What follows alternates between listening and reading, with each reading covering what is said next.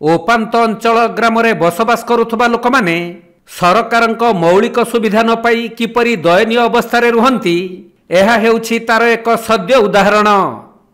रायगड़ा जिला कल्याण सिंहपुर ब्लॉक सिकरपाई पंचायत एही दुर्गम कंजामजुड़ी ग्राम एक अभिशप्त ग्राम कहिले अत्युक्ति हेब नाही। काहींकि ना समस्त प्रकार मौलिक समस्या रे छंदी होई दिन बिताउछंती ग्रामवासी माने।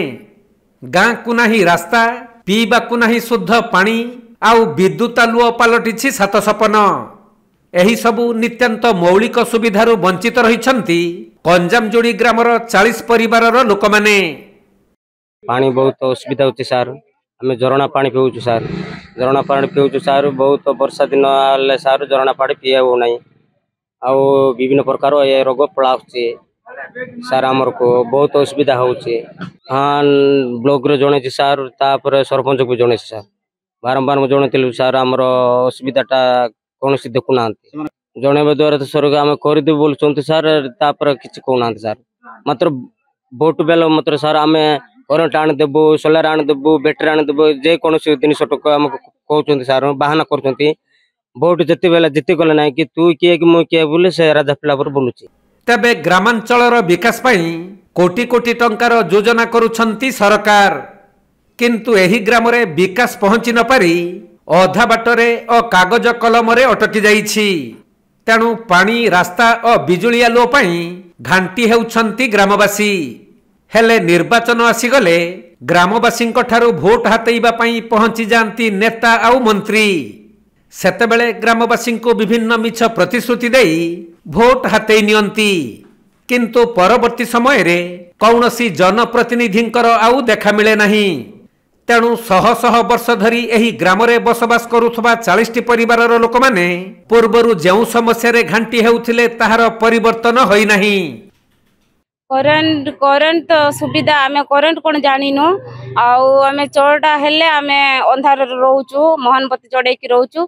आउ सरकार को तो निवेदन करूछु टिके हमको आम कथा सुनंतु बुझंतु, के भी सुनु नांती बुझु नांती।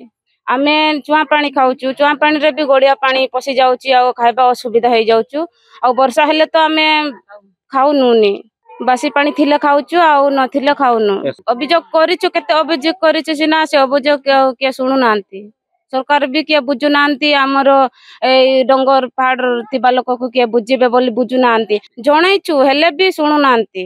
केते अभियोग कलुनी, से अभियोग रे किए सुनु नांती। हां सरपंच भी जणैले भी से किछि आम कथा सुनु नांती। तबे कौनसी रोगी और गर्भवती को डाक्तरखाना नेबाकु हेले गाँ को पहुंची पारे नहीं एम्बुलेंस। शुद्ध पानीय पानी ग्राम रे मिलु नथुवा बेले दीर्घ रास्ता चाली चाली जाई चुआरू पानी संग्रह करंती ग्रामवासी। सहीपरि ग्राम को विद्युत संयोग होई नथिबारु रातिर खाद्य संध्या समयरु खाई देई लोक माने सुई पड़िबाकु बाध्य होंती। एही सबु समस्या को नहीं बारंबार अभियोग करा जाइथिले भी स्थानीय जनप्रतिनिधि कि विभागीय अधिकारी माने कर्णपात करुनाहंती। तेणु वर्तमानर सरकार ग्राम रे थिबा सबु मौलिक समस्यार समाधान करिबा पई ग्रामवासी माने निवेदन करिसंती। ए गाँव परिस्थिति आमर बहुत प्रोब्लेम अच्छी, कारण आज जुगरे किंबा डबल इंजिन सरकार कि को सरकार आइचंदी आम जानिनु, तो आम गाँव रे रेलवे मझे अटके देइछि। से कारण तड़ रास्ता दि जाइछि, से रास्ता रे पूरा कादो हो जाउछि। अंडरग्राउंड दि जाए ना कि लेबर क्रॉसिंग दि जाए ना। आम बहुत पत्र दाबी पत्र कर सारूँ, लखीमपुर जाए, रायगड़ा जाए, केआरसीआर को गलुणी। सोलर पोलर देइचंती आज्ञा, सेठी बट बैटरी किछि नाही। आज पर्यंत 3 वर्ष हेलाणी आम गाँव रे बहुत परिस्थिति अच्छी। आम करेन्ट बोले तो आम किसी जानी ही ना कि आमर पिला चिन्ह ना अंधार 6टा हेला बेले आमको बहुत डर लगुच। आम गाँव रे भूत कौन बालू साप केते पशि जाओ से ग्यारेंटी किसी ना अंधार रे। आज पर्यंत 3 कुंड गाँव रे बेती कलांग, चक्र कलांग, कंजामजुड़ी बहुत लोक डर भयर अच्छा। एटा हूँ मु कहवा कथा कि यथाशीघ्र आमर सरकार आमर रायगड़ा जिला कल्याण सिंह ब्लॉक सिकरपाई पंचायत कंजामजुड़ी जिला कंजामजुड़ी गाँव रे यथाशीघ्र पहुंची गले आमको भल हुआ। आम गाँव तो पानी कहले बहुत दुखर कथा आज्ञा।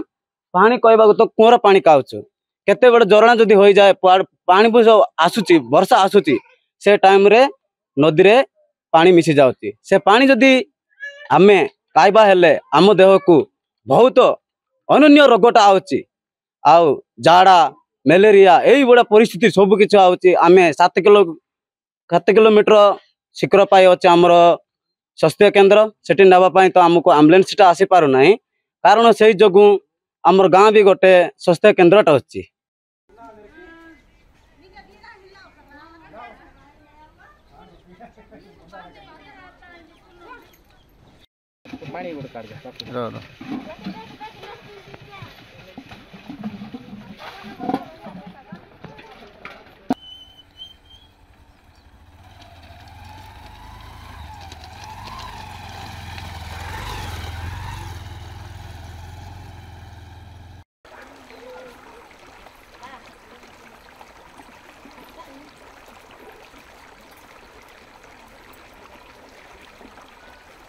रायगड़ू प्रफुल्ल कुमार बेहरा रिपोर्ट कोणार्क लाइव।